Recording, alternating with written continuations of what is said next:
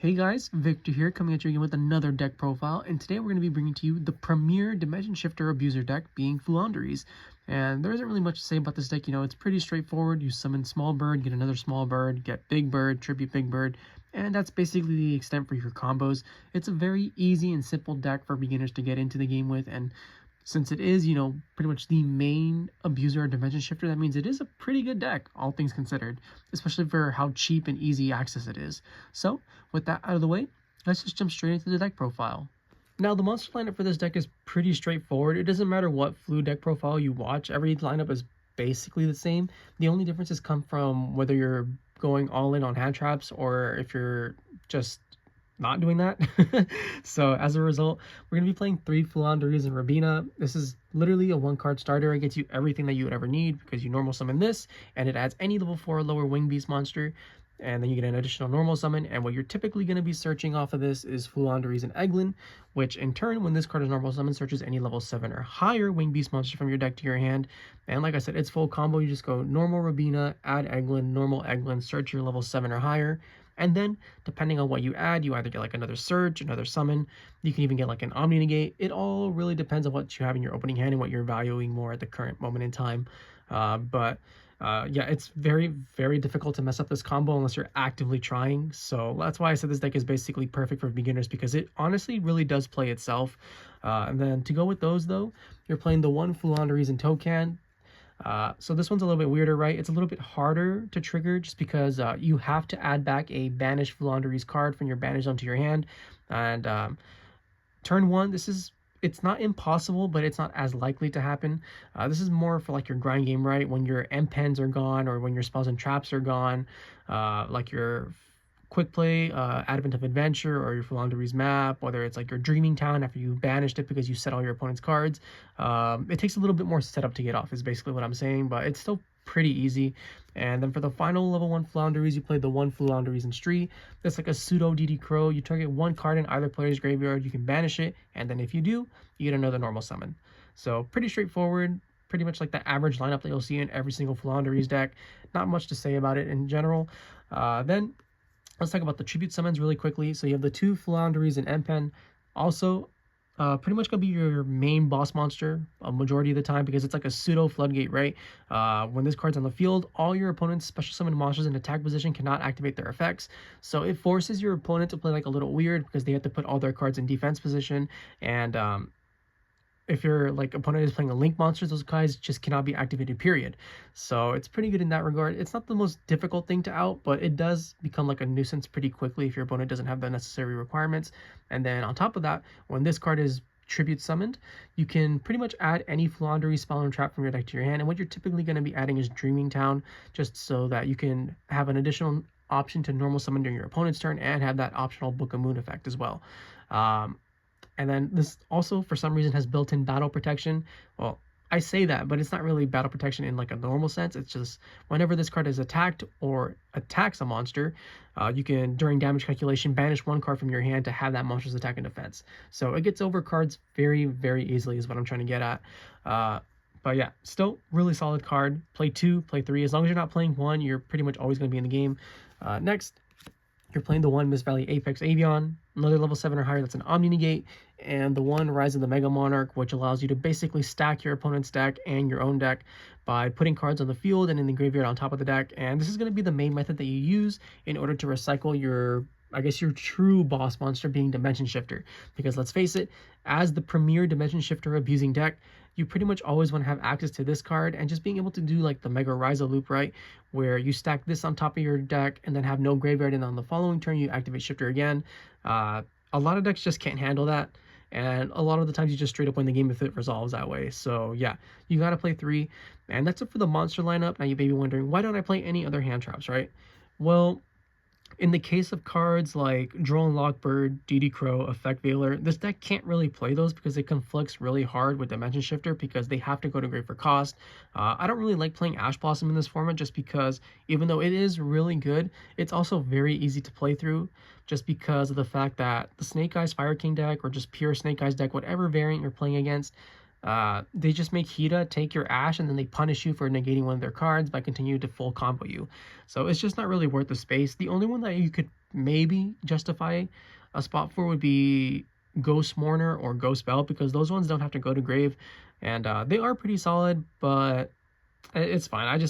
I think 3 Shifter is more than enough for what you need.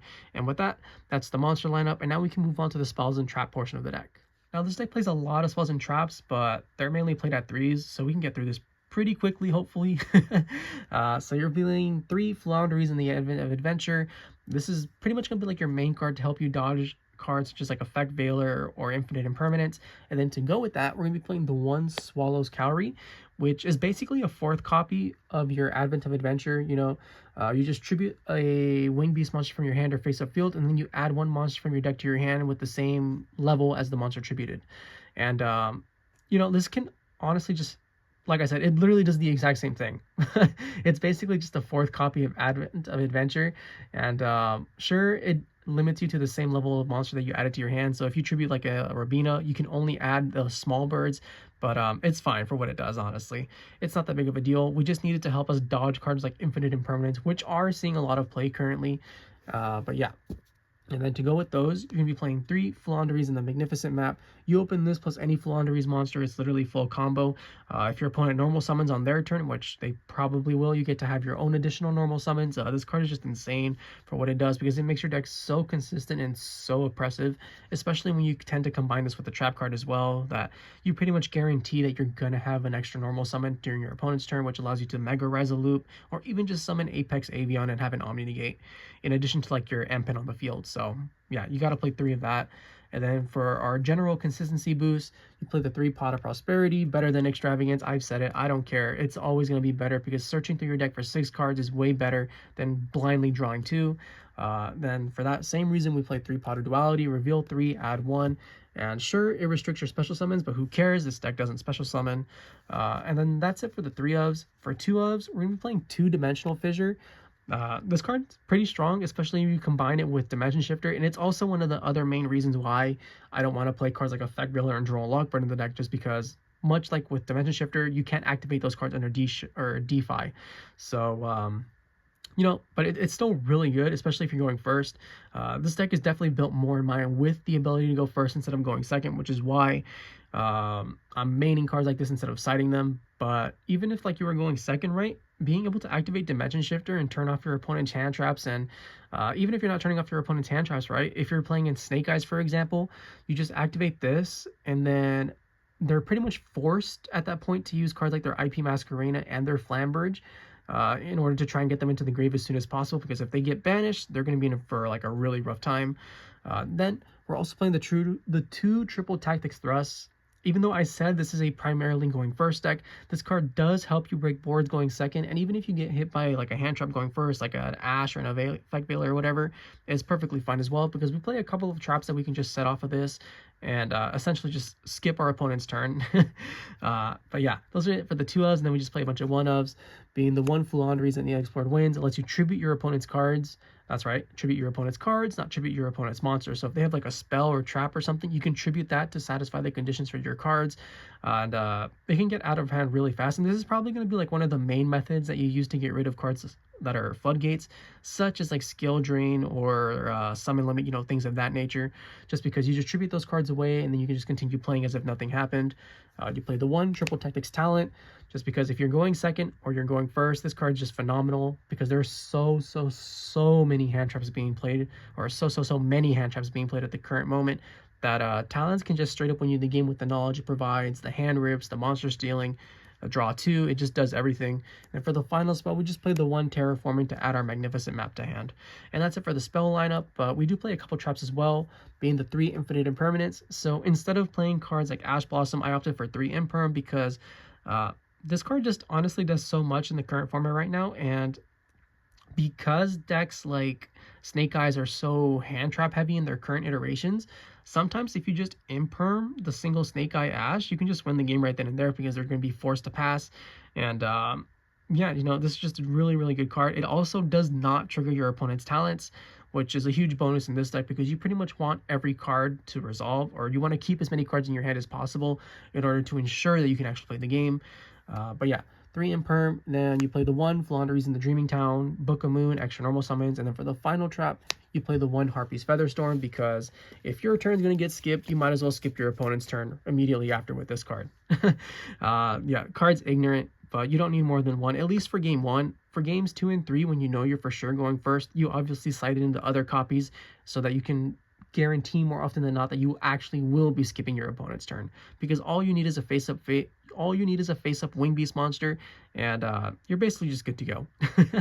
And with that, that's the spell and trap lineup. 40 cards as always, and now we can move on to the extra deck portion. Now, as I've stated countless times in the past, the extra deck for decks like these literally does not matter. You can play any 15 random cards with garbage and you'll still do fine. That's just how the deck works, right? Because especially with Floowandereeze, where if you activate any of their effects, you're not allowed to special summon for the rest of this turn. But even though you don't special summon for the most part, it's still important to have cards like Zeus or Typhon, you know, just good generic cards that you can just drop at the tip of a hat in order to help you break through boards a lot more easily. You know, you also have cards like Elder Entity Entis if you're playing, because you never know, maybe you'll get paired up against like Dogmatica or something and they'll make you send cards from your extra deck to the grave, which is, you know, sure, fine. You send Entis, you send Garura, you draw one, you pop one, you know, little things like that. So even though you don't use your extra deck, they should still be like filled with utility cards that you can use just in case the situation comes up. Not that it will, but you never know, right? And with that, that's the deck profile. I hope you guys enjoyed it. If you did, please feel free to like, comment, subscribe, and I'll catch you guys next time. See ya!